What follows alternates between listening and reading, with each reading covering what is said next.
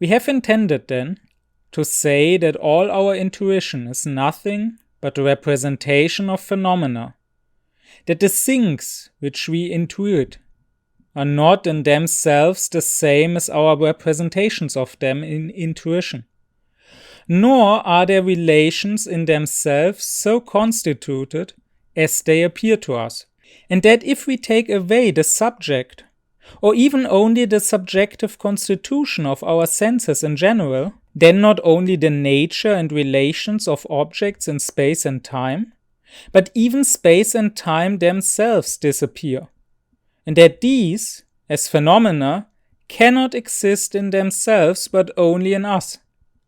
But maybe the nature of objects considered as things in themselves, and without reference to the receptivity of our sensibility, is quite unknown to us. We know nothing more than our mode of perceiving them, which is peculiar to us and which, though not of necessity pertaining to every animated being, is so to the whole human race. With this alone we have to do. Space and time are the pure forms thereof, sensation the matter. The former alone can be cognized a priori, that is, antecedent to all actual perception, and for this reason such cognition is called pure intuition. The latter is that in our cognition which is called cognition a posteriori, that is, empirical intuition. The former appertain absolutely and necessarily to our sensibility, of whatsoever kind our sensations may be. The latter may be of very diversified character. Supposing that we should carry our empirical intuition even to the very highest degree of clearness, we should not thereby advance one step nearer to a knowledge of the constitution of objects as things in themselves. For we could only, at best, arrive at a complete cognition of our own mode of intuition, that is, of our sensibility, and this always under the conditions originally attaching to the subject, namely, the conditions of space and time. While the question what are objects considered as things in themselves remains unanswerable even after the most thorough examination of the phenomenal world. Immanuel Kant. To fully understand the critical project, it is important to understand one more distinction Kant makes, and that is the distinction between sensuality and thinking or intellectuality. That, of course, unlike the one between analytic and synthetic judgments, that, of course, is a distinction that existed before Kant already, that existed even in antiquity. But it had not been correctly defined before. Just like in previous cases, I can point back to my lecture on what is philosophy. Just like in the case of the distinction between theoretical and practical philosophy, or the distinction between philosophy in general and mathematics, what Kant is doing is he is coming up with a new and with a better distinction that is based on principles. So that is a true distinction because it deduces the two things it wants to distinguish from two completely different principles. So it shows that they are distinguished even down to their roots. While the distinctions that were made before Kant don't distinguish by principles, but only by outer appearance. Because the Leibniz-wolffian school that was prominent in 18th century Germany before Kant, they distinguished sensuality and intellectuality the way Leibniz had done, by basically saying that sensuality is a more unclear form of cognition than thinking. So the difference between the two is in the level of clarity. So one example would be if you look at the night sky and if you look at the Milky Way, what you will see is, well, this milky white cloud, so to say, on the night sky. Or, well, at least that was true in the days of Leibniz or Kant. Nowadays, light pollution is so bad that, at least in most places, at least in the cities, what you will see is basically nothing. What you will see is 3 stars maybe, and 2 of them will be airplanes. But anyways, you see this white cloud, this nebula of light.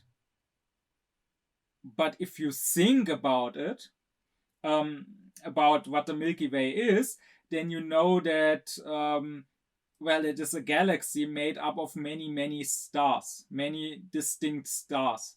And therefore, the central image or the central representation is less clear than the concept you are thinking. Or likewise, if you look at your own hand, you will not see each individual cell that the hand is made out of. And you will also not see each individual atom that the cells of your skin are made out of. So what you are seeing is basically just an aggregate of billions up in trillions, up in myriads of atoms forming myriads of cells. You are just seeing the aggregate, the whole, the hand. But when you think about it, you know that the hand is made up of cells and those are made up of atoms. So that would be the distinction as Leibniz makes it. Saying sensuality is less clear. Intellectuality means having a more clear cognition of that same object. But that, Kant says, is a completely wrong distinction. For one, where's the line? So at what level of clarity does sensual perception turn into intellectual thinking? Or the other way around. At what level of unclarity does my thinking turn into sensual perception? Also, this would basically mean that when I take off my glasses, because now my cognition is much, much less clear. Like, seriously, my eyes, I'm basically half blind. I have a mole's eyes, basically. But I don't feel like I have just become dumber by taking my glasses off. My seeing is less clear now, but my thinking is not less clear. This distinction that Leibniz does, Kant would say, basically denies that sensuality and intellectuality, that perceiving and thinking are really two different things and two different modes of cognition. It means basically claiming that they are just different degrees of the same thing.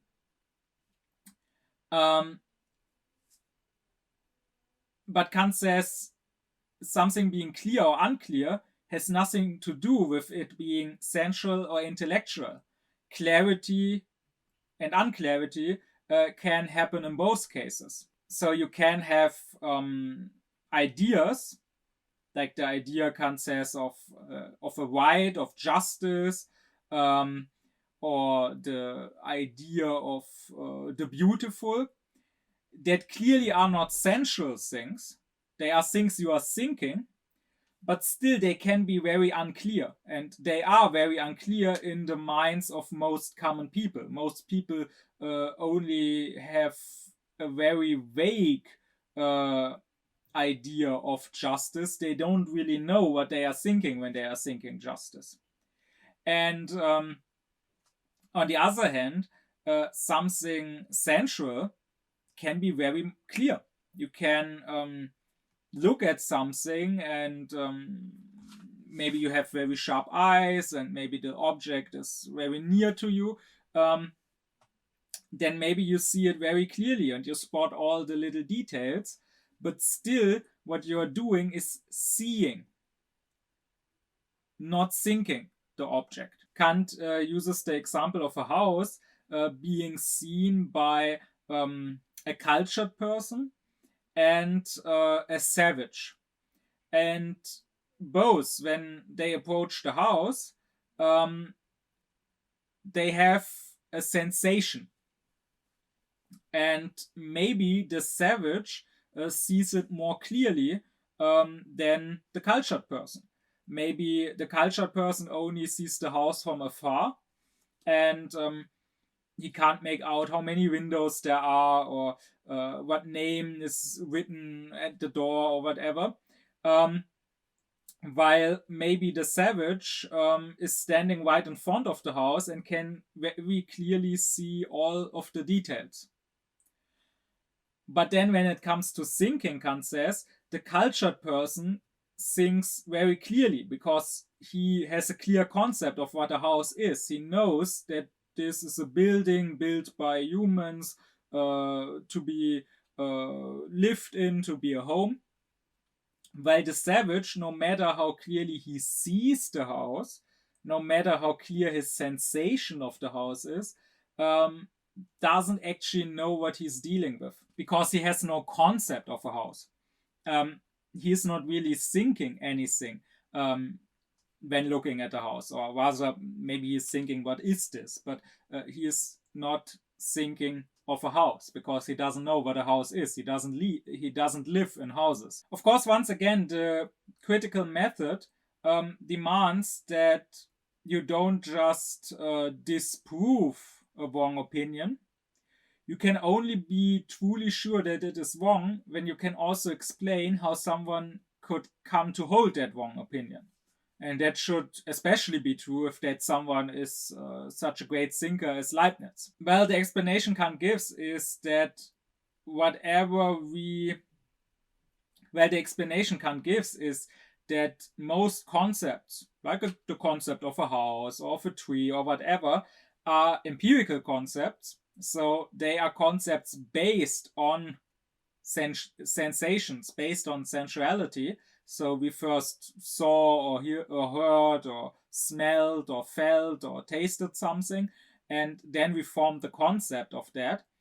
And here sensuality comes first, and no matter how clear the sensuality is, the thinking that is connected to that sensuality and based on that sensuality is at first unclear.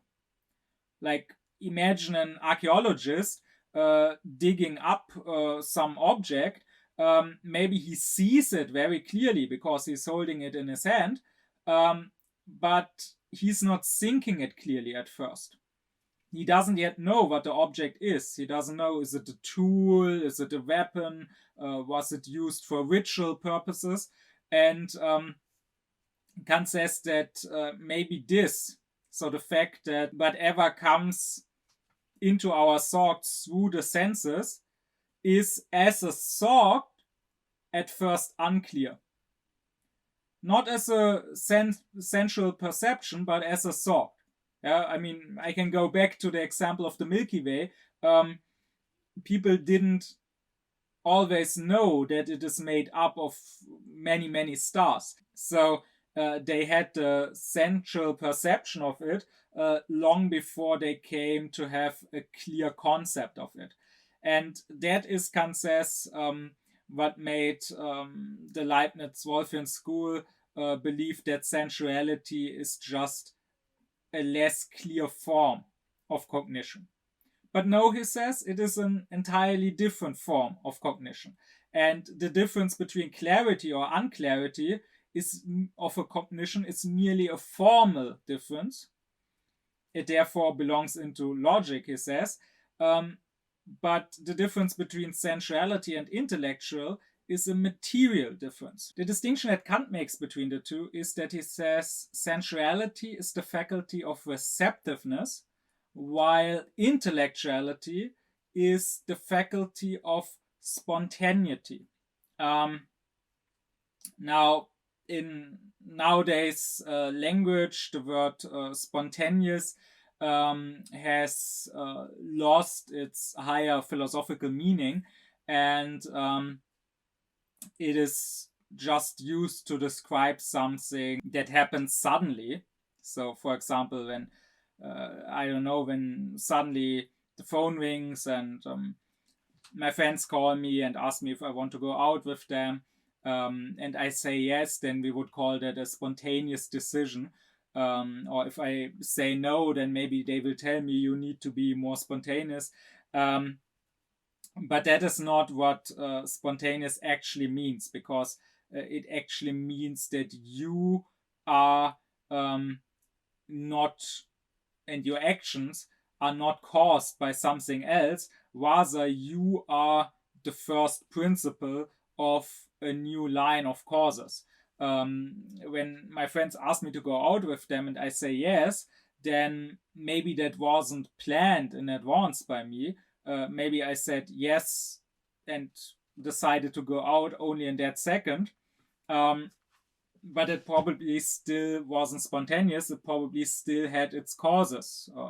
My friends calling me, me being in the mood for seeing my friends.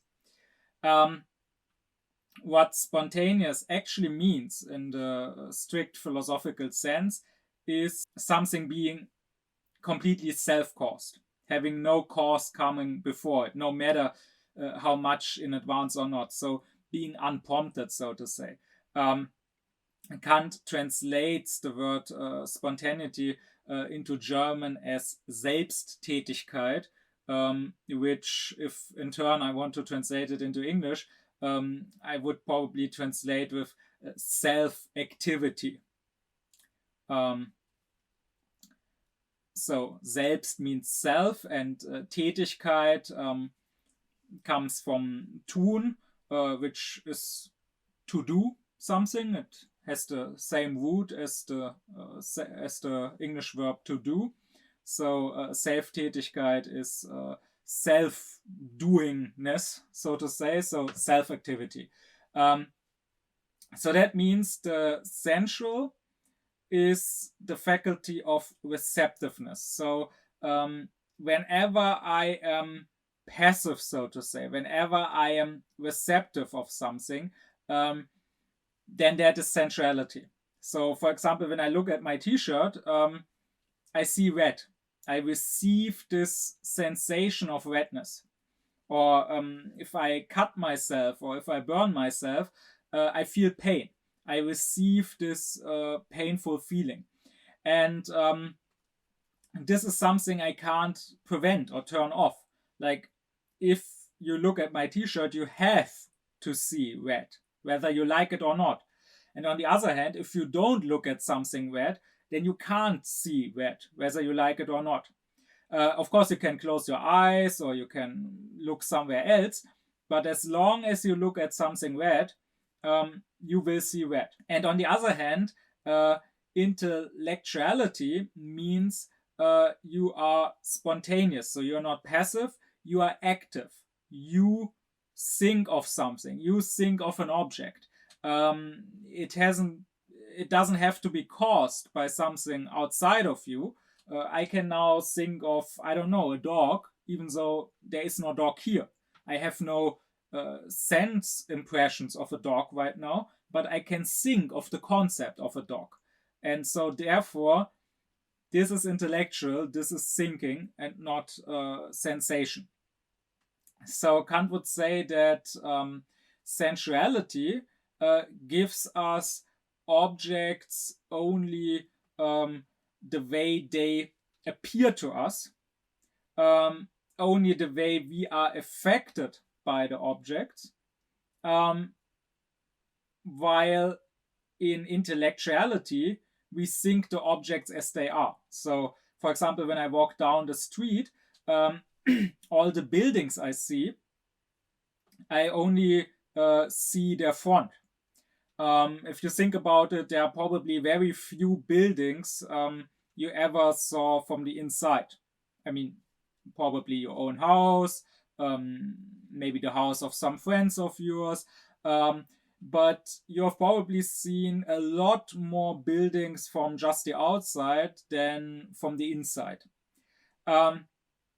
Now, if we just went by our sensuality, there would be no reason when we go down a street to assume that the houses we see even have an inside, that they even have rooms and so on, because we don't see those. But when we think of the concept of a house, then we are not just thinking of the part of the house that currently affects us, that currently affects our senses, but rather we are thinking of what a house is, and then we will think that houses usually have rooms. Or when you look at humans, you are not seeing their inside, you are not seeing their organs, their skeleton. As far as your senses tell you, maybe all the humans you meet are empty. Maybe you yourself are empty. I don't know about you, but I never saw my own brain. So when I just go by what I saw, I don't know that I even have a brain. I don't know that anyone has brains, because if I think about it, I don't think I ever saw a human brain. I probably saw fake brains in movies. I probably saw images of brains in anatomy books. But I don't think I ever saw a real brain. So just from my sensuality, I don't know that humans have brains. But when I think about what a human is, my concept of a human includes humans having internal organs, including a brain. So once again, sensuality means receptiveness. It means we are passive, and it gives us the objects only as they appear to us, only insofar as they affect our senses. And intellectuality means being spontaneous, being self-active. It means thinking the objects even beyond how they affect us. Well, and this difference between sensuality and intellectuality leads Kant to make a distinction between two kinds of objects. That is sensual objects and supersensual objects. Now here too, you must abstract from the associations you might have based on common day language. By supersensual objects, Kant doesn't mean things like magic or ghosts or whatever. In fact, those would be sensual objects if they existed. I mean, if someone is doing magic, if someone is throwing a fireball, like in some fantasy movie, or if there's a ghost and you see the ghost, or you hear the ghost howling and rattling with some chains, then those are very much sensual perceptions. Then that magic or that ghost are clearly affecting your senses, and you are clearly receiving sensual data from them. Now, the cause of these sensual phenomena, the cause might maybe be supersensual. Maybe God made a miracle happen, but the miracle itself is a sensual thing. So that is why it is important to not confuse supersensual with supernatural. Supernatural would be things like miracles or magic or ghosts, because they go beyond or above the laws of nature, but they might still be very much sensual. The supersensual is that which is not sensual at all, meaning it doesn't affect you in a sensual way. You don't receive any data from it. It doesn't. It can't be perceived. You can think of it, like for example, justice, the good, the moral law, God, freedom. Those are things that you can think, but you can't ever possibly perceive them. So Kant speaks of two kinds of things, and he calls them appearances and the thing in itself. So sensuality gives us appearances, it gives us the things as they appear to us. And with our intellect, on the other hand, we can think of the things as they are in themselves. So we can think of things as they are independent of our perception of them, independent of the way they affect us. Kant also sometimes gives the names in Latin or more often in Greek. So he sometimes calls the things as they appear to us the sensibilia, or also the phenomena. And on the other hand, he sometimes calls the things as they are the intelligiblia or the noumena. But no matter what they are called, what he means is, on the one hand, you have the object as it affects you, as you receive sensations from it. And on the other hand, you have the object as it is independent of the way it affects you. And so you have the object as you can maybe think it, but not experience it. And I will stress that this can be one and the same object. So behind every appearance, Kant would say, there is a thing in itself, right? Behind every phenomenon that appears to you, there is a noumenon that causes that phenomenon. But that noumenon, as the name noumenon or intelligiblia implies, that noumenon can only be thought of, it can only be conceived of, but it cannot be sensed, it cannot be perceived. It is important when talking about the thing as it appears to us to stress that by this, Kant doesn't mean that this thing is just an illusion. Appearance and illusion are two very different things to Kant. He doesn't mean to say that the things that appear to us are not truly real, that they are just imagined, that they are just hallucinations of sorts. No. He says that the things that appear to our senses are real, but they are only real as appearances. So we know them not as they are in themselves. We don't know what they are independent of the way they affect us, but rather we know them only insofar as they affect us. The thing in itself, as the name already implies, is independent of us and therefore can be thought of, but can never be perceived. And with these two kinds of things also come two worlds, because to Kant the word world doesn't just mean the earth or whatever, rather world to him means the whole of all the things that are connected with each other. And that means that there are two worlds. There is a sensual world that we can experience, the mundus phenomenon, as he calls it. And on the other hand, there is an intelligible world that we can think of, but that we can't perceive, and that he calls the mundus noumenon.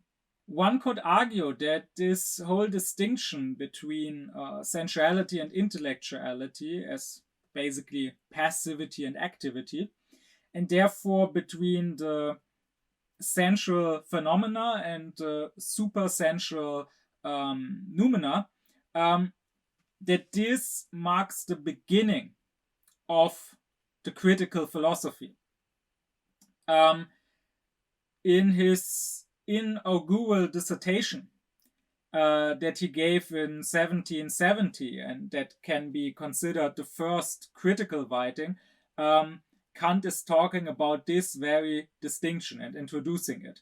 And as I talked about in my lecture on Kant's life, after this dissertation, he went silent for over a decade and more thoroughly sorted out his thoughts before then publishing his Critique of Pure Reason. And once again, I have to say, even if Kant had done nothing else but come up with this distinction, he would be one of the most important philosophers. It really can't be overstated how important that distinction is. Kant himself says that metaphysics is the science of rising from the sensual, that would be physics or natural science, the science of nature, rising from the sensual to the supersensual, to things like the soul, God, freedom. The supersensual that must be behind the sensual, because once again, the sensual is just an appearance of the thing in itself. So there must, Kant says, when there is something that appears to us, that affects us in a certain way, there must be a thing in itself that does affect us, that appears to us. Well, if metaphysics is the science of the supersensual, or of rising up from sensuality to supersensuality, then the distinction between sensuality and supersensuality should be the basis of doing metaphysics. And Kant does say that this would have been the first step, the first progress to come up with a proper definition of what a supersensual thing is even supposed to be. But even that one single step had not been done previously to Kant. He was the first to come up with a clear definition of that. And that is really immensely important. And with that, Kant is at the end of a long development. And for us nowadays, we sometimes take parts of this development, even though it is by no means at an end, if you look around at how people are thinking. But still, we take parts of this development for granted, and we also often retroproject the results of that development into the past. We don't realize that the distinction between the sensual and the supersensual is something that humans first had to sort out. I mean, you only have to look at old myths, and you will find that they don't so clearly distinguish between this life and the afterlife. So people like Odysseus or like Orpheus, they can go and find the entrance to the underworld, to the realm of the dead, and they can go there and talk to the dead while they themselves are still alive.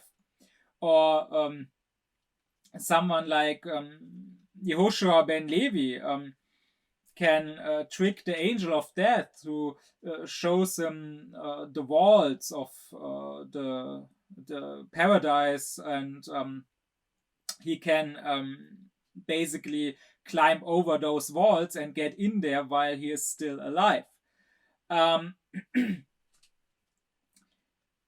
You, for the longest time, did not necessarily have such a clear distinction between this earth and the underworld, but also heaven. Like if you read about someone being taken up into heaven, someone like Enoch, for example, in the Bible, you can probably think of that in a more literal sense, as him really being raised up. Or someone like Paul in the New Testament, when he rises into the third heaven. There really was this thought, this concept of the world, of the earth being in the center and the planets revolving around the earth, but not in the way that we nowadays think of the earth revolving around the sun. So it wasn't some vast empty space, but rather there were these different heavens with the different planets, with first the moon and then the other planets, all the way up to the last planet, to Saturn, and then beyond that, first the stars, and then beyond that, the empyreum, the heaven of God, so to say. And if you read, for example, Dante's Divine Comedy, he is rising up through those heavens. He is passing the planets as he is getting further outside and closer to God. And it is a fairly recent and fairly modern development to think of the afterlife, to think of heaven or hell as these other realms, these other dimensions. And the same when it comes to the soul, or to a person living on. For probably the longest time in history, that is not necessarily how people viewed death and what happened after death. It was a long development to come up with this concept of an immaterial soul. I mean, as recent as the time of Jesus, and if you consider the whole development of humanity, then 200 years ago is almost nothing. As recent as the time of Jesus, there was not necessarily the same conception of the soul that you would probably have nowadays. So in the Old Testament, the old Jews didn't necessarily believe in life after death. There you have this concept of God breathing life into Adam after making him from the earth, from the clay. And it is this breath which animates. I mean, the word spirit, of course, that is not Hebrew, that is Latin, but it is a concept you find through various cultures. The word spirit more or less means the same thing. It means an air and wind, something that maybe is breathed into you, and when you die and you give your last breath, that leaves you, and this life force is then gone. It doesn't necessarily exist on. And even when concepts of living on after death arose, they were often very much material. Even the first Christians didn't necessarily believe of some heaven somewhere else, but more or less an actual bodily resurrection and living here on this earth again, in a transformed earth, in a better earth, in a paradise on earth, but still on this earth, in an earthly body. The fact that there was a development that we are largely not aware of nowadays causes a lot of misunderstandings. The unaufklärt people tend to always be prisoners of their moment, and they tend to always have a hard time to imagine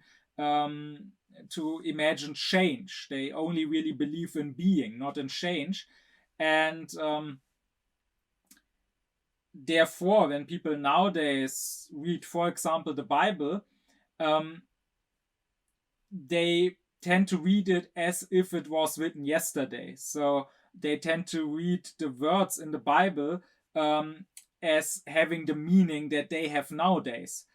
they don't realize that words over time change their meaning, that the concepts that are connected to those words change, and that what someone like Paul meant 200 years ago when talking about the soul, talking about spirit, is not necessarily the same that we mean today.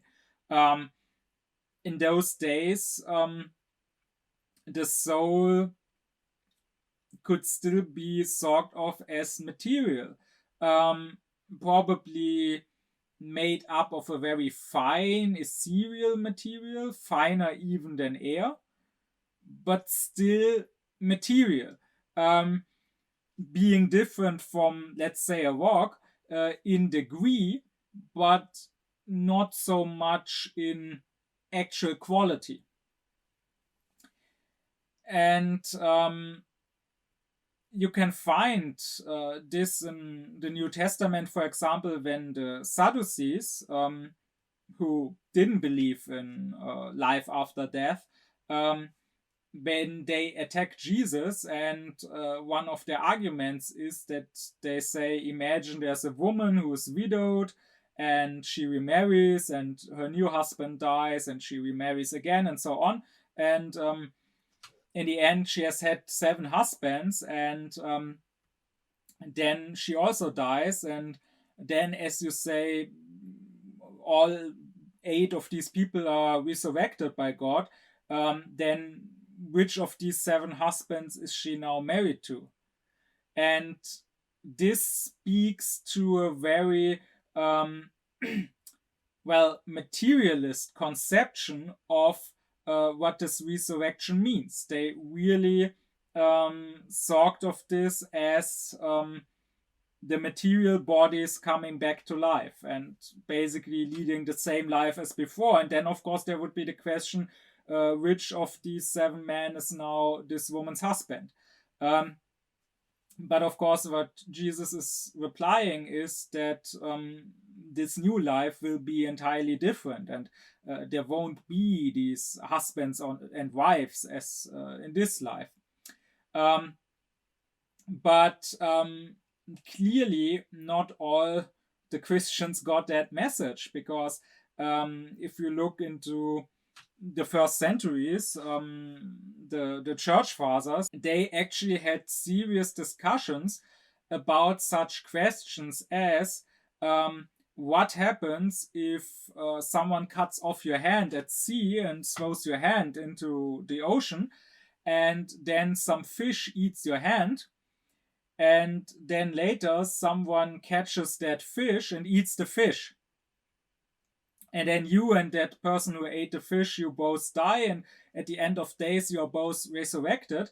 What happens with the matter that your hand was made out of? Does it belong to your body now or to the other's body? Because when the fish swallowed and digested the hand, it literally became part of its body, right? It was transformed into cells of the fish body. And then when that other guy cooked and ate the fish, that same material was digested by his body and became part of the material of his body. So they discussed who would it belong to now. And of course, that is a question that can only arise when you have a very materialistic conception of this resurrection. If you don't really think the supersensual as truly supersensual, but only as sensual. And even nowadays, you find people being unable to make that distinction. I mean, I have talked to Mohammedan kids telling me that paradise will be so great because you will get anything you wish for. You can drive in a Lamborghini, you can fly around like Superman, you can turn into water. I didn't quite get why anyone would want to turn into water, but this is of course an entirely sensual conception of paradise, as if paradise was just a better version of this world, and you could enjoy there all the things that you want to enjoy in this world. This is not, of course, what actual serious religious thinkers, including in Islam, including people like Rumi or Ibn Arabi, what their idea of paradise was.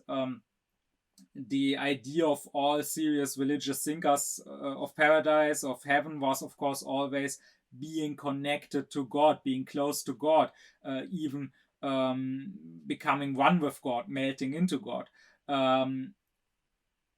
This conception that these kids have is ultimately an atheist conception, if you ask me, because clearly they are idolizing objects like a car. They want to derive pleasure from a car. That means that to them, the car is basically the idol, and there is no real God. Because if you really were connected with God, nothing else would matter to you. I mean, how could you care for having a car if you are one with God? Or I heard a story of a Christian woman whose husband had died many years or even decades ago, and now she was an old woman and was close to dying too, and she became sad and worried, and when asked why, she said that she was worried that when she would die and go to heaven and be reunited with her husband, he would not recognize her anymore because she had grown so old. And this too is a very silly, a very sensual conception of the afterlife, thinking that this body of hers that has grown old and that can be recognized or maybe not recognized because it changed too much through the way it looks, this is what she will retain. So it was a very long progress. It was a huge struggle for human thinking that went on for centuries and millennia, and that went on far longer than most would think. A development that wasn't done by the days of Jesus, and that for many people isn't even done nowadays. But this was one of the biggest and most important struggles of the human mind, and it is one of the greatest accomplishments and the greatest progresses that we managed, or Kant managed, to truly make a distinction between the sensual that affects us, that we are passive to, that appears to us, and the supersensual that exists in itself and that we can only think but not perceive. For that reason, Kant is at the same time the culmination of a long progress and struggle in the history of humanity and of a very long development, and the beginning of a new chapter. And I don't believe it to be a coincidence that this culmination, this turning of pages, happened in the age of Aufklärung of all times. Because rising from the sensual to the supersensual, that is what Aufklärung is all about. Of course, nowadays we have a much more superficial conception of Aufklärung. Nowadays people think, oh, Aufklärung, it's about being a bit critical, thinking for yourself a bit, letting go of some prejudices, not following the church anymore, and that's it. But actual Aufklärung, if you actually deal with what the actual Aufklärers wrote and cared about, was much deeper. Yes, it is about thinking for yourself, but that exactly is the reason why it is about rising to the supersensual. Because it means not only being independent of the leadership of other people, of other humans telling us what to think. It also means rising above the leadership of your senses. Once again, in sensuality, you are passive. You are just like the animals, being affected by something outside of you and reacting to something outside of you. Aufklärung means rising to true spontaneity, to true freedom. It means leading yourself, thinking for yourself, and therefore rising above that which you can see or feel or taste, to that which you can only think of, and only when you decide to think of it for yourself. And this whole distinction that Kant makes here is so important, because with this, a lot of errors and mistakes in the history of philosophy can be dealt with and can be explained. And again, the critical method, which I addressed in a previous lecture, demands just that. It demands that you not just refute a position you disagree with and give arguments why it is wrong, but rather you must also explain how, despite it being wrong, it could seem right to the people who held that position. And that is what Kant now can do. He, of course, mainly deals with Leibniz, since the leibniz-wolffian philosophy was the reigning school of philosophy in his day. And there are many examples. I don't want to get into all of them, because then I would have to go into Leibniz philosophy. And I mean, I'm here already spending more than enough time trying to explain Kant's philosophy. But I want to give one example at least, and I'm on purpose going with a smaller, maybe not so significant example, and that is the law of the identity of the indistinguishable. That is a law that Leibniz established, saying that when two things cannot be distinguished from one another, so when they have the same definition, when they have the same attributes, they are identical. They are in fact one and the same thing. And this is a principle that, as a logical principle, so as a principle of thinking, is undoubtedly true. So if, for example, you think of a right triangle with the sides A 4 centimeter and B 5 centimeter, and now I ask you to think of a second right triangle with the sides A 4 centimeter and B 5 centimeter, then really you have not thought of two different triangles, you have thought of one and the same triangle. And they will have the same attributes. For example, in both cases, the third side will be 6.4 centimeters. The thing is that Leibniz applied this law even to the sensual world. The example he gives is leaves on a tree. And indeed, you can search through a whole wood, you will probably not find two different leaves that look exactly the same. And to that, Leibniz would say that is how it has to be, because if they were exactly the same in every small detail, they would not be two different leaves, they would be one and the same leaf. For them to be different, they need to have some different attributes. And the same, to be sure, might be true of even smaller things, like snowflakes. When you look at various snowflakes, each of them has their own shape.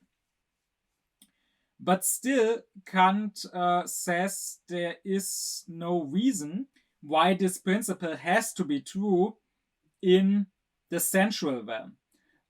We can think, Kant says, of, for example, 2 drops of water that are absolutely identical, or 2 cubic foot of air that are absolutely identical. Now, of course, in actual nature, we will probably not find 2 identical drops of water.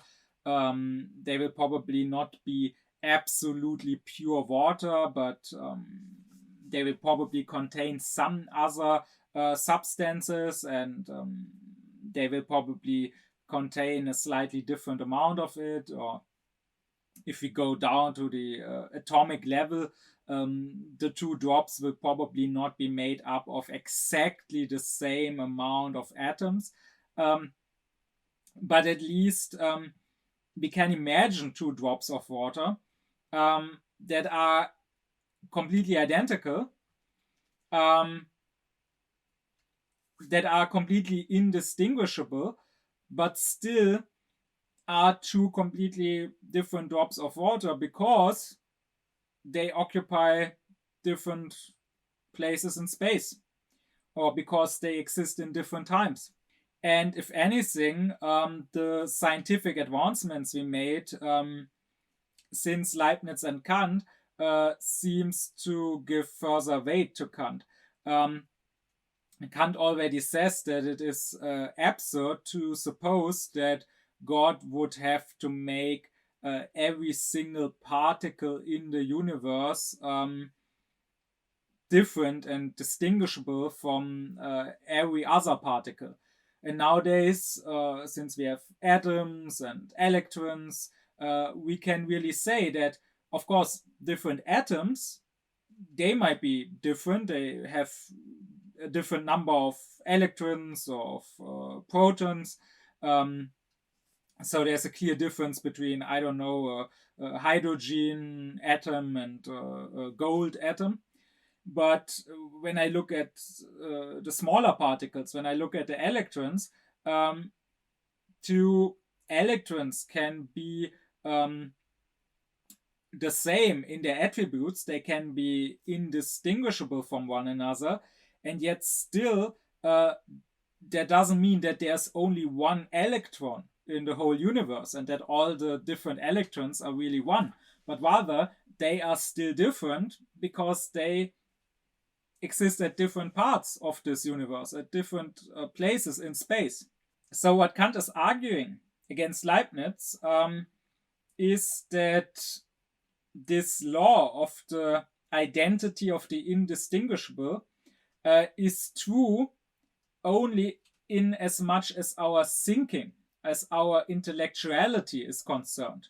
Because when it comes to concepts, to what I think of an object, then I can say if I think the same 2 times, then I've really thought of the identical thing. So, for example, when I think of water, I'm not talking about water as it sensually appears to me, but just thinking of the concept of water.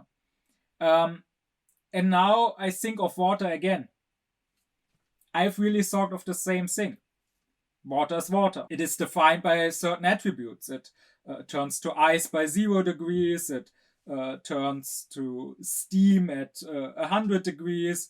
It has the formula, the molecule has the formula H2O. That is what I think when I think water. Or when I think of a dog, and then again I think of a dog, I've thought the same thing. I think a mammal with 4 legs that is domesticated by humans and so on. But then, when I am in the realm of the sensual, it is not just about how things are defined. It is not just about their attributes, but rather it is about how they appear to me. And all things that sensually appear to me must appear to me, Kant says, I will talk about this further in an upcoming lecture, but they all must appear to me in space and time. Those are the two forms of our sensuality. So if I have two different drops of water or two different dogs or whatever, even if they looked exactly identical, they would still probably appear to me from different angles. Maybe I would see one to my right and the other to my left. Or they would appear to me at different times. Maybe I have one dog in front of me now, and then that dog dies, and 30 years later I see a dog that looks exactly the same. The difference in how they appear to me, the difference in time and space alone, is enough to say that they are not identical, that they are not the same object. The same is even true for the triangle. I can say that the triangle in itself, the triangle as I think it, with the sides of 4 and 5 and 6.4 centimeters, for example, is identical with itself. But if I draw that triangle, if I draw it one time on a sheet of paper, and then, for example, another time I draw that same triangle into the sand, then those are two different appearances of the same thing in itself, of the same triangle. So that means that this principle of Leibniz, this law of the identity of the indistinguishable, is not true for the sensual realm, but Kant says it still holds true for the intellectual realm. So therefore I could argue, for example, there can only be one God, because if I think of a being that is almighty, all-knowing, eternal, holy, good, and so on, and then I think of another being that is almighty and eternal and holy and so on, then I have really thought of the same being. So there can only be one such God, because this God is not a sensual object that can appear to me in various sensual ways. He is a noumenon. He is something that I can only think of, and when I think of him, I only always think the same thing. I might add that, by the way, the same is true for the eye. Of course, in the sensual realm, there are millions of different eyes of different human beings who all say I to themselves, who all have a self, and they are all different. They appear in different ways. They have different attributes, different personalities. But if I just think of what an I, what a self is, self-consciousness, subject objectivity, as Fichte puts it. So a thing that at the same time is subject and object, a thing that can be its own object, that can as a subject think, but that can think itself, so that can be its own object. When I just think of this concept of an I always think the same thing. An I is an I. Me saying I to myself and another human being saying I to himself or to herself is really the same thing. So that would mean that differences between us are also just differences in the sensual realm, Fichte would say. If we think of ourselves in the supersensual realm, there is no way to distinguish the different humans from one another. And incidentally, that is something you will find in many religious and many mystical traditions. Whether it is the Bible saying that God made man, God made Adam, and Adam just means man, as man and woman. And then you have traditions, Kabbalistic traditions, interpreting that as meaning Adam Kadmon, so the original Adam, who is not identical with the specific individual named Adam, but rather who is humanity as a whole, male and female both. Or whether you have someone like the Insan al-Kabir, the great man in Islam, and the Quran saying that God made us humans from one soul originally, or whether you have similar ideas in India, there is again and again this idea of all of us, all our souls coming from one.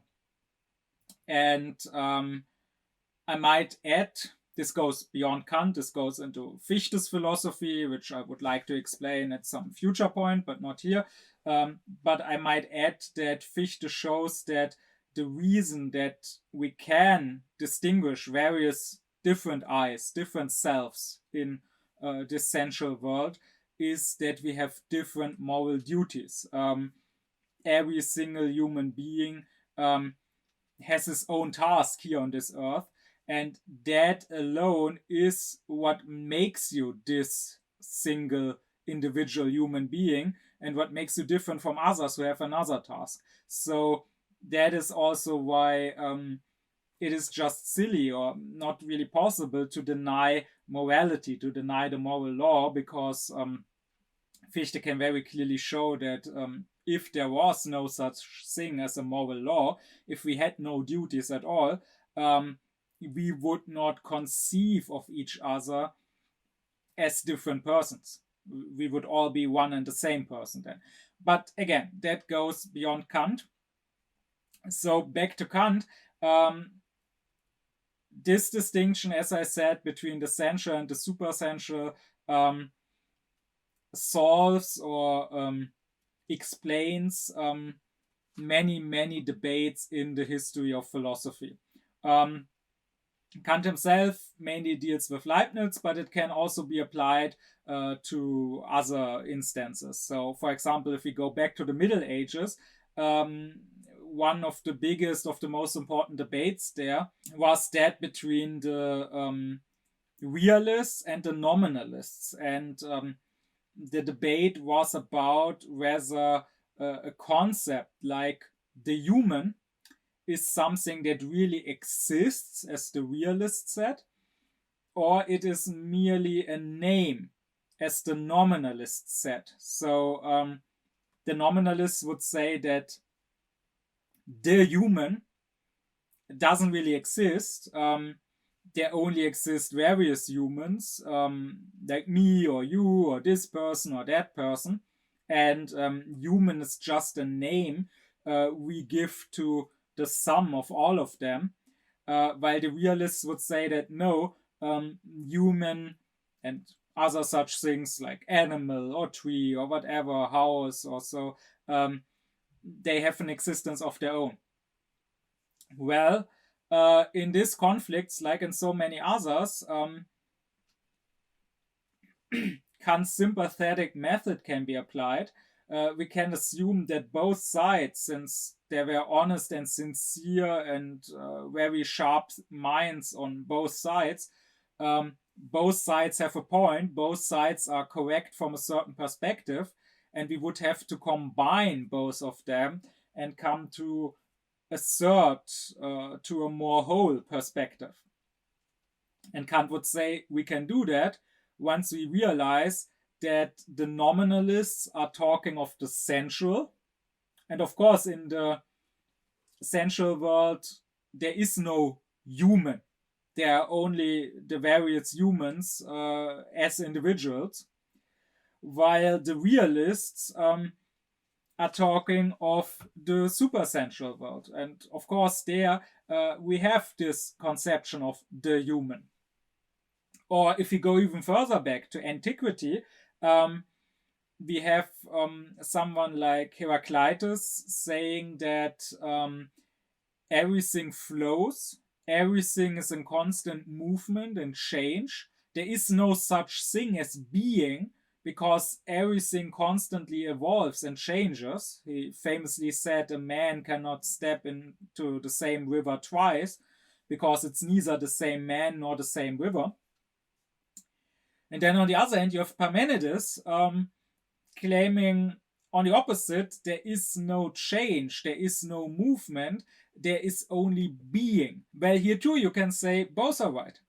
Heraclitus is right as far as the sensual realm is concerned.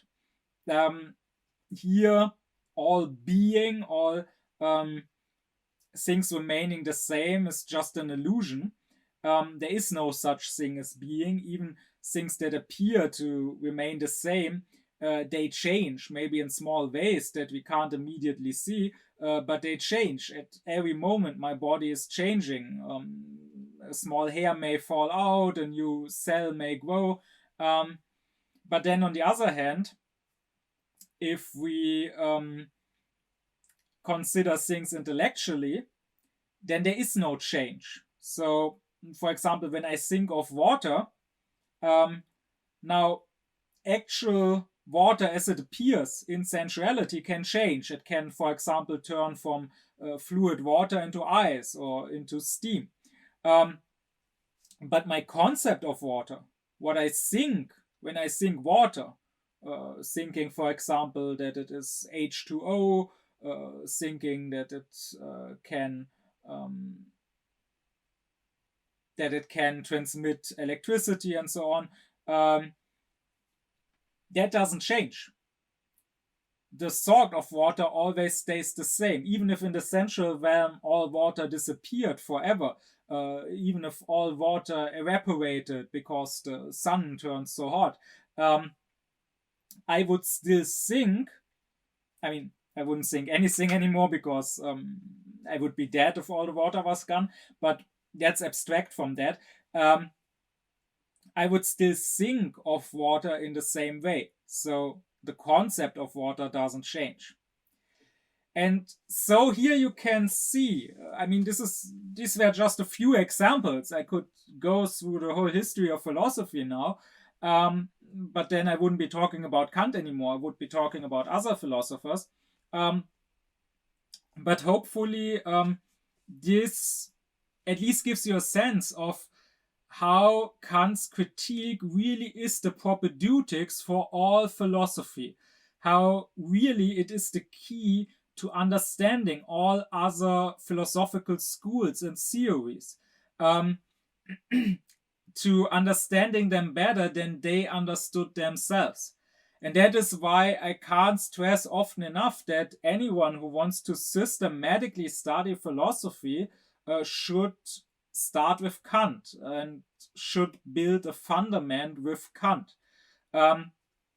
Unfortunately, that's not done. We live in a time of eclecticism and relativism, and we lack any sort of structure. And if you study now at university, you can, at least that is how it works here, you can more or less study the various things in any way you want. You pick some random lectures and seminars, classes based on maybe what you're interested in, or which professor you like, or maybe just on which time suits your schedule best. And it is entirely possible to go through studying philosophology for years without ever really dealing with Kant. I already mentioned that I only at university only really read one small essay and one small book of Kant's and a few pages of the Critique of Pure Reason.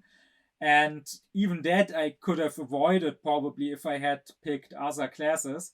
But if this studying is ever to become more systematic and more serious and more scientific, then it should start with teaching the students a proper understanding of Kant first, because that is the basis for understanding everything else. Now, Kant's critical project was about seeing if and how metaphysics is possible.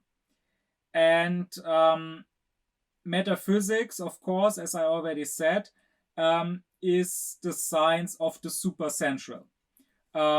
Natural science deals with the sensible world, the world as it appears to us. But metaphysics deals with the intelligible world, the world of the noumena, the world as it is in itself. And here you could easily make the mistake and think that this corresponds to the judgments a priori and a posteriori. So you could think that judgments a posteriori are judgments about the sensible world, and judgments a priori are judgments about the intelligible world. But of this statement, only the first half would be true. Yes, judgments a posteriori, since that basically means empirical judgments, judgments based on experience, of course, can only tell us something about, well, the realm of experience, not the realm beyond all experience. But then, on the other hand, judgments a priori, they can apply to both worlds. They are not exclusive to the intelligible world. So let's turn to the analytic judgments again.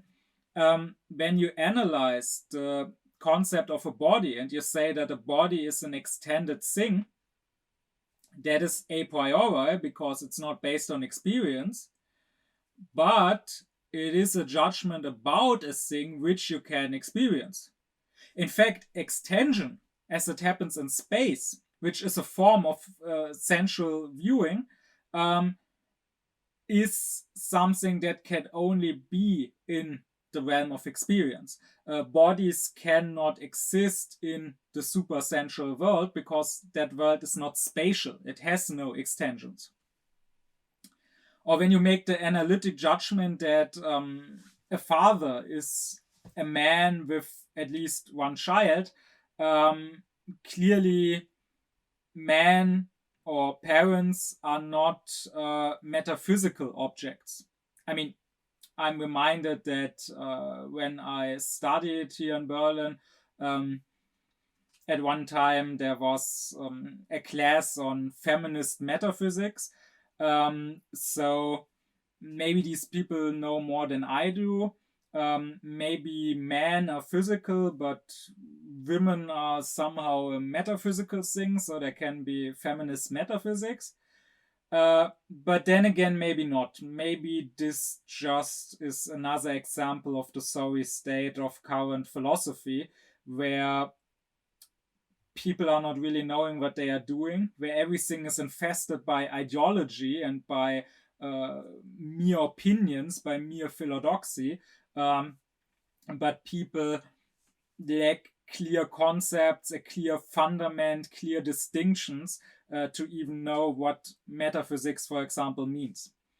But anyway, I just want to point out that not all judgments a priori are judgments about the supersensual, the intelligible. And it is precisely the question that Kant tries to answer in his critical project when he asks how are synthetic judgments a priori possible.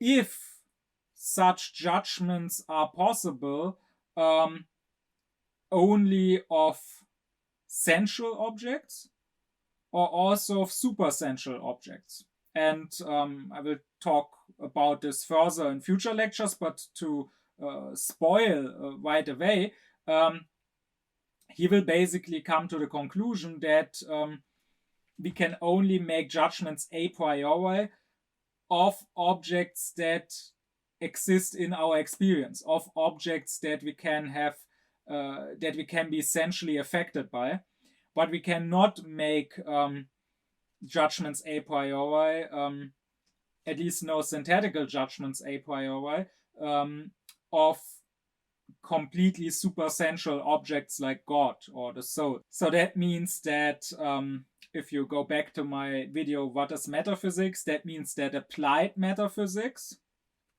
rational physics, rational psychology is possible, but pure metaphysics, rational theology and transcendental cosmology, that is not possible. But anyways, that I will talk about further in future lectures. For this lecture, what is left for me to do is to explain the further structure or the further split of the critique. And here we have to look at Kant's concept of the human mind. The word he uses in German is Gemüt, which is a bit hard to translate. It could mean mind or psyche or also the sum of all our moods, which is literally where the Gemüt comes from. But I will go with translating it as mind. And what Kant says is that the human mind has three parts, three faculties. It has the faculty of cognition. It has the feeling of pleasure and displeasure. In German, Kant says Gefühl der Lust und Unlust. And I mean, lust is basically lust, but even though the words sound the same and have the same origin, the English word has a more narrow meaning. Like in English, lust sounds much more passionate, or it has much more strong sexual connotations, while in German it's more neutral, more general. I mean, it can be applied to sexuality, but it is more of good feeling in general. So I can also ask a friend, for example, hast du Lust, einen Film zu schauen? So that literally means, do you have lust, or are you lusting for watching a movie? But of course, in English, when you say lusting for something, again, that sounds sexual. This German sentence simply means, would you like watching a movie? Are you in the mood for watching a movie? So this German Lust, it means more pleasure or enjoyment in general. So hence I am translating Gefühl der Lust und Unlust as a feeling of pleasure and displeasure. And then the third faculty is the faculty of desiring. So to Kant, all acts of our psyche, so to say, come down to either cognition, that is saying that something is or isn't the case, or to feeling good or feeling bad in some way, or finally to wanting or not wanting something. And therefore our judgments can also be split up into three sorts of judgments. That is logical judgments, and here logical doesn't just refer to the formal science of logic, but rather logical judgments are all judgments about truth, about something being true or not being true. Then there are aesthetical judgments, and nowadays aesthetics is usually applied to the question of beauty and to the question of art. That is something that actually started in Kant's day in the 18th century, but Kant criticized that use of the word aesthetics, and he uses it with a broader meaning. to him, aesthetics is everything pertaining to intuition, to viewing, to feeling. So an aesthetic judgment would be a judgment saying, I like this, I dislike this. This pleases me, this displeases me. So an aesthetic judgment would be any judgment saying, this is pleasurable or this is painful in some way. And then third, there are practical judgments. That are judgments saying that we should or that we shouldn't do something. These three parts of our mind build on each other, Kant says. So the faculty of cognition is the basis, so to say, because we can have cognitions without feeling any pleasure or displeasure, or without wanting anything. For example, when you make a mathematical calculation, you're probably pretty passionless. But then when it comes to feeling, Kant would say, we cannot feel pleasure or displeasure without also having some sort of cognition. Like when something hurts you, you don't just feel pain, you also have a sort of understanding that there must be something causing that pain. You can, however, Kant says, have pleasure or displeasure without wanting anything. That is, in fact, he says, what happens when you enjoy beauty. The pleasure at the beautiful is just contemplative. So that also means that to Kant, a beautiful person is not the same as an attractive person. When I say someone is attractive, I want something. I probably want to have sex with them. But if I say they are beautiful, I just enjoy looking at them without wanting necessarily to do anything. I will talk more about Kant's philosophy of the beautiful in future lectures.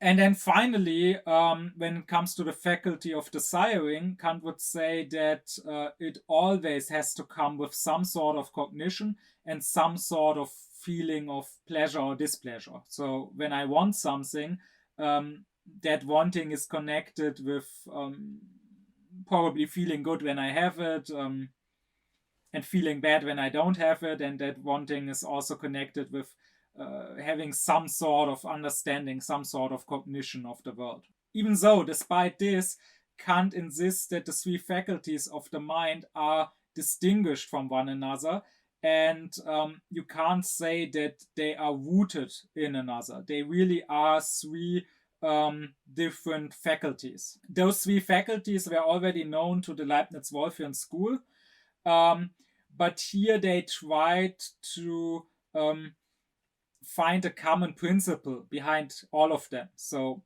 Wolff would speak of the faculty of representation, and he would say that not just our cognitions, but also our feelings and our desires are mental representations in a way.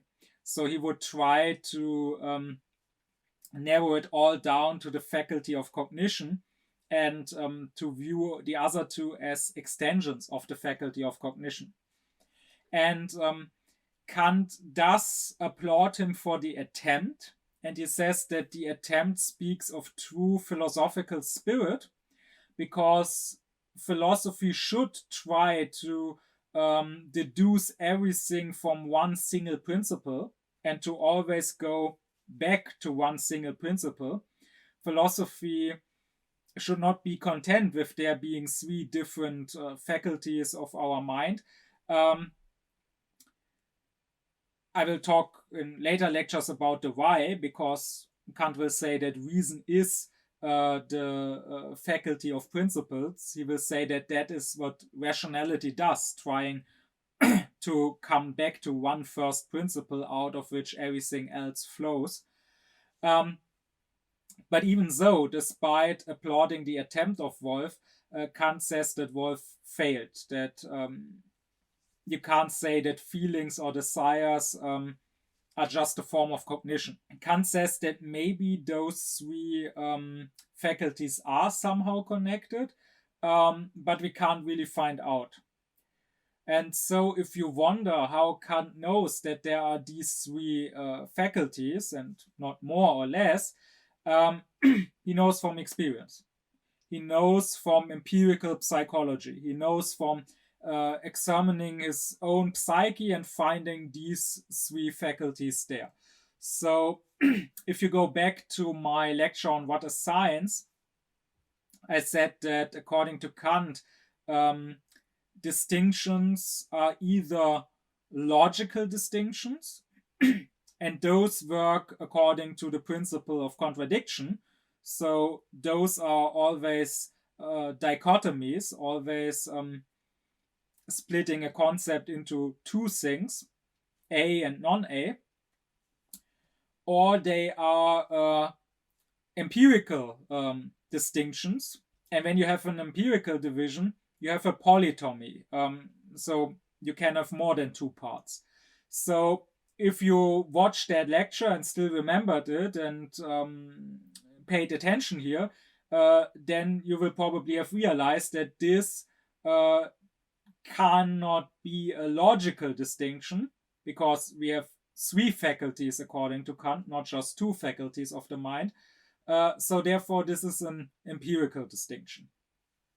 I might add that Fichte would later manage to base all three faculties on one principle, and he would not, like Wolff, try to base it on the theoretical, so to base the feeling and the desiring on the cognition, but rather he would base it all on the practical.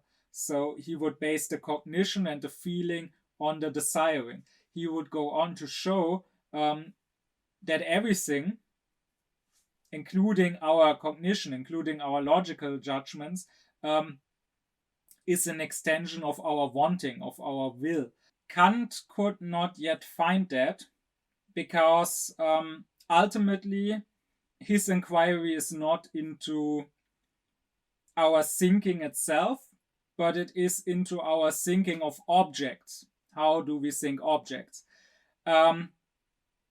But this is a gap in Kant's philosophy, because since he only found these three faculties empirically, according to his own thinking, this is not fully scientific, and we can't be completely sure if maybe there's a fourth faculty in our mind that Kant just overlooked. But as I said, this gap is later closed by Fichte, so it's not a big problem. But if we only look at Kant, it is a gap. Anyways, Kant now says that we, as humans, we are both sensual and intellectual beings. And that means that each of these three faculties of our mind can be separated into two parts. A lower faculty, that is the sensual one, and a higher faculty, that is the intellectual one. And Kant stresses that when he calls them lower and higher, this is not a judgment on their value. In fact, he will show that the sensuality is extremely important and that we can't really think without sensuality giving us material to think with. But still, the intellectual faculties, they are the reigning ones. They are the government, so to say, in our mind, because they are ordering and forming the material that the senses give us, and therefore he calls them the higher faculties. So when we go through each of the three faculties, starting with the faculty of cognition, the lower faculty of cognition, the sensual one, would be, for example, in our five senses. So when I see something, when I taste something, when I smell something, that is obviously sensual, because here I'm receptive, I'm passive. As I said before, I can't really help myself. If I have for example, something salty in my mouth, I have to taste salt. If I have something sweet in my mouth, I have to taste sweetness, whether I like to or not. I just receive sensations here. And then the higher faculty of cognition is what Kant calls our thinking faculty or our intellect. Here I am coming up with concepts, with ideas, with judgments, and here I'm spontaneous. Here I am active, not just passive. When it comes to the feeling, the lower faculty of the feeling of pleasure and displeasure is, well, the faculty of the pleasurable. So when I enjoy food, or when I enjoy a comfortable seat, or when I enjoy sex or whatever, here I am passive. To be clear, passive doesn't mean that I don't move. When I eat, I probably am active insofar as I move the food into my mouth. And when I have sex, I also might be very active. But insofar as I receive pleasure, that pleasure is not made by myself. I can't just cause that pleasure at will. I can't just say, now I want to experience a good taste, or now I want to experience an orgasm, but rather I have to receive that pleasure from something. I have to receive the good taste from the food actually being in my mouth, or I have to receive the orgasm from someone actually stimulating me, even if I myself stimulate myself, if I masturbate. On the other hand, Kant would say that there is a higher faculty of pleasure and displeasure. And once again, that is when I find something beautiful. That is not simply caused by the object, as sensual pleasure is, but that is caused by myself and by the way I view that object. What exactly that means, I will talk about in future lectures. And finally, the faculty of desiring. Well, the lower faculty of desiring, according to Kant, is our sensual desires, like being hungry, being sleepy, being horny. Those are desires that I don't really choose. They are caused, so to say, by nature, by my body, and I can, of course, try to suppress them, to ignore them, but as desires, they are there, they just affect me. And then I also can have an intellectual faculty of desiring, and that is my will that can be moral, because that is what morality is about. It is not a desire that comes through nature affecting me in a certain way, like when I want to eat food, but rather it is a desire that is spontaneous, that is active, that is self-caused, because I think about something rationally and I realize that things should be this and that way. I realize that I should act in a certain way, that I have a moral duty. So humans have both of these faculties. That is what is special about us. Kant also ascribes these three faculties to other living beings, but to them he ascribes only the lower or only the higher faculties. So when it comes to animals, Kant say they also have a faculty of cognition, they also have a feeling of pleasure and displeasure, and they also have a faculty of desiring, of course, but they are purely sensual. They are not intellectual beings. They can't be spontaneous. They have no freedom. So therefore, they can never be active. They are always passive. So all actions that animals take are just reactions.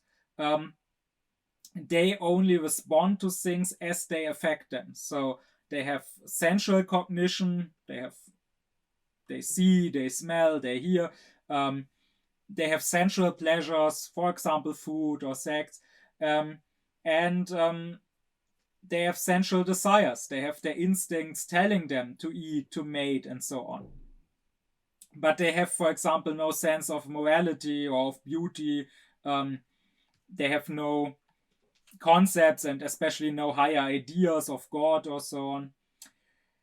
And on the other hand, Kant says we could also imagine a being of pure reason, like God. And such a being would then also have these three faculties, but only the higher faculties. So Kant would say that God, of course, has a faculty of cognition. He is all-knowing. He has a feeling of pleasure and displeasure, or rather, in his case, only pleasure, because God is existing in eternal bliss. And he has desires. He wants something. He has a will. But God has no sensuality. So God is not affected by other things, because that would limit him. God can never be passive, because then he would in some ways depend on other things, and that doesn't fit with the idea of God. God only has the higher faculties. He only has spontaneity. He only has pure activity. Everything that he knows, every pleasure, every felicity he has, and every will he has is self-caused. It's not caused by something else affecting him. I might add here that when Kant talks about beings of pure reason, it is often not so clear. I mean, it's hypothetical talk anyway to make a point. Kant is never saying that they actually exist, only that we can conceive of them in a certain way. But it is often not quite clear if Kant is saying that there's only one such being or that there could be many. And some have imagined Kant talking of many beings of pure reason, like, for example, the angels. Fichte later makes it more clear that there can only possibly be one such being. But even Kant, in some instances, is more clear about that. And if you think about it, only God can be a being of pure reason, because every being that is not God must in some ways be limited, no matter how much greater than us it might be. It can't be eternal and all-knowing and all-mighty, or else it would be God. And, well, the only limit there can be is when you are not active but passive, when you are not spontaneous but receptive in some way. So therefore, any being that is not God, any being that is in some way limited, must have some sort of sensuality. So if there are beings like angels, they would have to maybe have a different sensuality than we.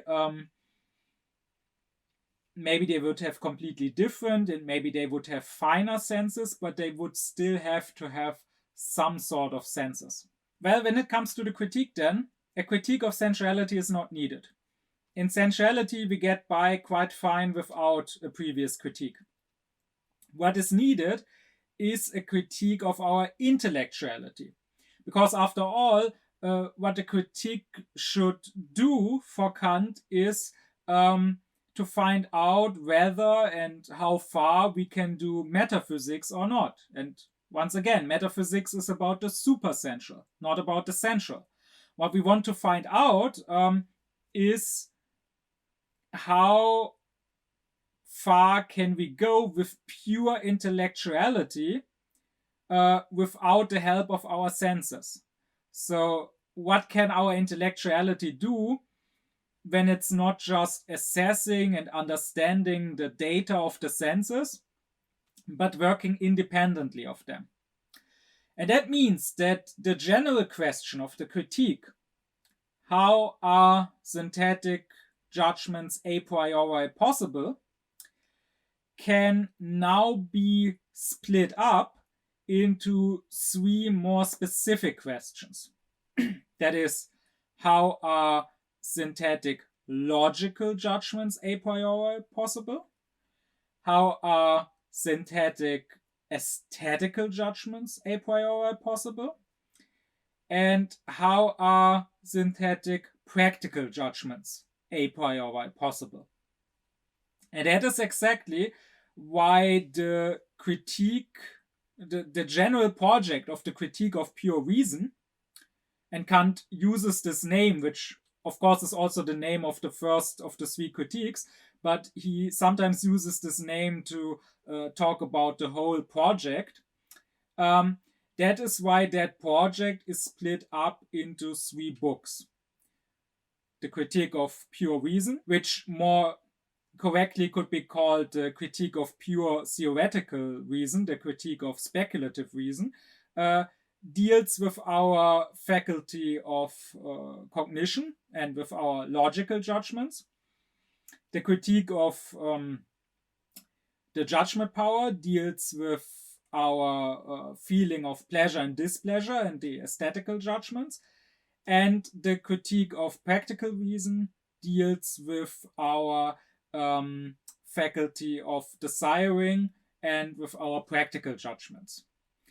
So that is the overview of Kant's critical project. I want to close this off now with giving a very brief overview of Kant's answer to his critical question in all three critiques. Maybe if you don't know more about Kant yet, you won't fully understand this because it's too brief and too abstract and too general. Don't despair in that case, because I will spend the coming weeks and months talking in length and in depth about the various parts of Kant's critique and explaining each of them further. But I want to give a sort of framework for that by first giving this general overview for a sort of orientation. So Kant finds himself confronted with two opposing positions in philosophy in all three parts of the critique. One is rationalism, or more properly we could characterize it as objective rationalism, which believes that our intellectuality can go beyond the realm of the sensual and can come up with new content, with new material. So the rationalists, and that's mainly the leibniz-wolffian school in his time, that's the philosophy that was leading in Germany. The rationalists, when it comes to the faculty of cognition, would say we have pure intellectual concepts that don't come from experience, and we can also, in our thinking, we can go beyond the realm of experience. We can have knowledge about God, we can prove the immortality of the soul, and so on. When it comes to the feeling of pleasure and displeasure, they will say that beauty is about perfection. We find something beautiful when, through reason, we recognize it to be perfect. And when it comes to the faculty of desiring, and therefore when it comes to our actions and to morality, they will say that there is an objective moral law that is, I don't know, out there in space or whatever, or given by God, that we can find and recognize through our reason. That's the one side. The other position, which was prominent especially in Britain, is empiricism. And empiricism will say that everything comes from sensuality. So all our cognition is based only on experience. There are no pure intellectual concepts. We are born as a blank slate, and then our experience, so to say, writes down things, concepts onto our mind. When it comes to pleasure, there's only sensual pleasure. So something like the beautiful and the sublime is not really different in quality from the pleasurable, the agreeable. And when it comes to morality, empiricism would claim that all our actions are based on sensual desires, sensual interests. So all our action is basically egoistical and is only about acquiring happiness. And moral actions too are about happiness. Maybe it is about caring for others too in some way, having sympathy, having compassion. But still, I'm ultimately not following some objective moral law, but doing what brings the most happiness. I would say that the first position, that of rationalism, has been pretty much abandoned since the age of Aufklärung. And nowadays, in our materialistic age, it is the position of empiricism which reigns. It is the common ideology of our day. But we should note that this ideology is basically denying the intellect. It's not doing so in such explicit words, because this ideology doesn't reflect onto itself, and therefore it doesn't really understand itself clearly. But as I talked about in my lecture on how to read according to Kant, it is our task in philosophy to understand the position better than those who hold it understand themselves. And well, if we go with Kant in saying that sensuality is receptive, we are passive here, we are affected somehow, while the intellect is spontaneous, we are active here, we are doing something and creating something ourselves,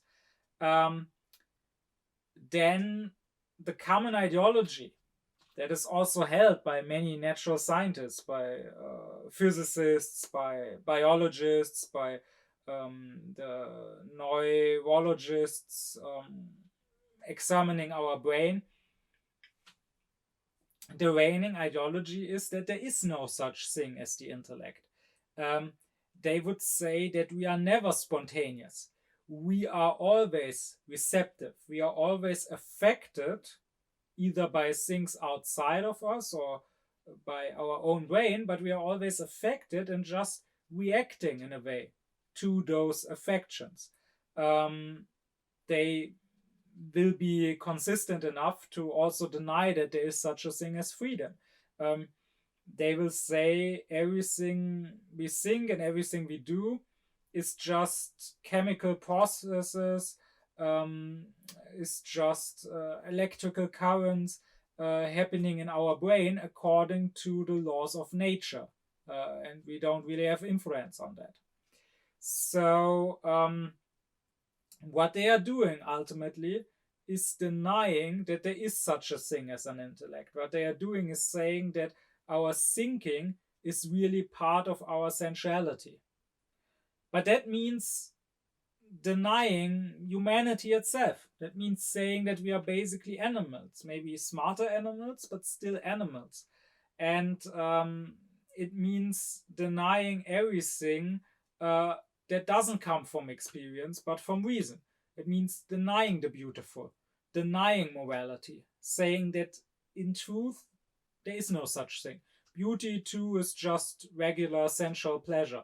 Morality too is just selfish action, maybe smart selfish action, maybe compassionate action, but ultimately it's about my own happiness. That's what the reigning ideology is saying. And I don't want to refute it here. I mean, I will talk in upcoming lectures on Kant, I will talk more about the topic of freedom and so on. Here, I just want to point it out that Kant, his great accomplishment is to distinguish these two faculties, the intellectuality and the sensuality, and distinguish them according to principles, show that they are not different just in degree, but they are truly different in quality. And nowadays, what the current ideology is doing is saying, no, there is no such thing as intellectuality. We are never spontaneous. Well, but how does Kant respond to this opposition between objective rationalism and empiricism? He considers both of them dangerous. Objective rationalism can lead to what he calls Schwärmerei in German, that is, could be translated as enthusiasm. If you believe, so to say, that you can create new content with reason alone, with the intellect alone, then you can believe that you can create anything. If you believe that you can, with your reason, you can go beyond experience and prove things that are beyond experience, then one person can try and prove God, the other person can try and disprove God. Or someone can say, I not only can prove God, I can prove exactly what the heavens look like, I can prove that there are 9 legions of angels in heaven and so on. There's no end then, there's no limit to how far we can go. On the other hand, the danger of empiricism is skepticism. And I mean, we can see that in Britain, we had empiricism with someone like Locke, and it led to the skepticism of Hume. Because, as I discussed previously, the empirical is never necessary. We can only observe that something is the case, but not that it has to be the case and can't be otherwise. And it is never universal. Maybe it has certain generality. We can maybe observe that so far something has always been like that. But that doesn't tell us that it will always be like that there might never be an exception. So, since there is no necessity and universality, we can always doubt anything.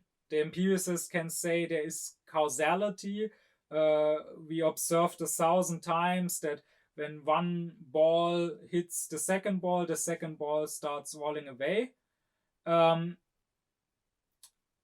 I can, if the only proof for that is that we observed it 1,000 times, I can always say maybe the 1,001st time we won't observe it. Maybe there is no causality.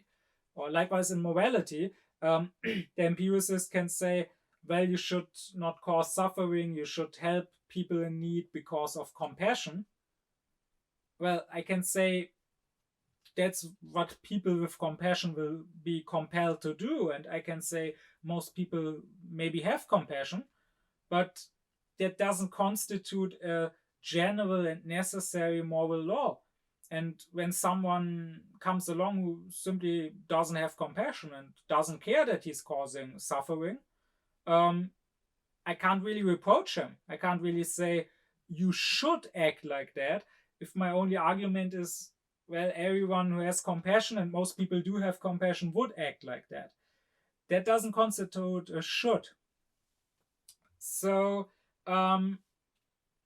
both are wrong and both are dangerous. Rationalism, leading to enthusiasm, and empiricism, leading to skepticism. But here Kant employs his sympathetic method, about which I talked in a previous lecture. He doesn't just throw these two positions away altogether.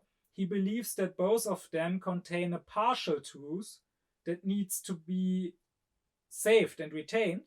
And he believes that between two opposing positions, we should try to reach a middle position, which contains both of their partial truths.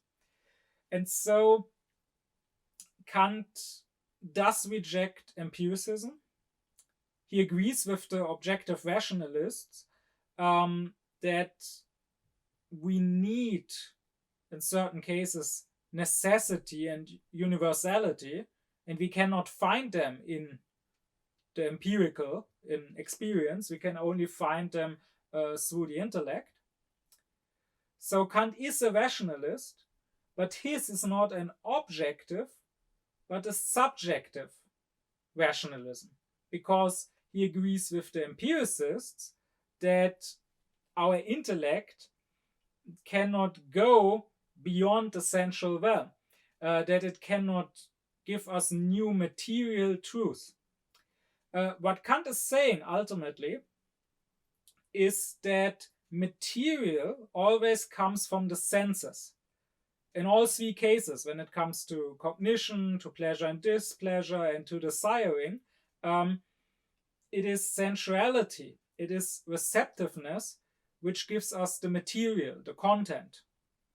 So, which gives the sensations, the perceptions for experience, and for cognition, which gives the feelings of pleasure and displeasure, which gives our desires, like being hungry or being sexually turned on or being sleepy or whatever.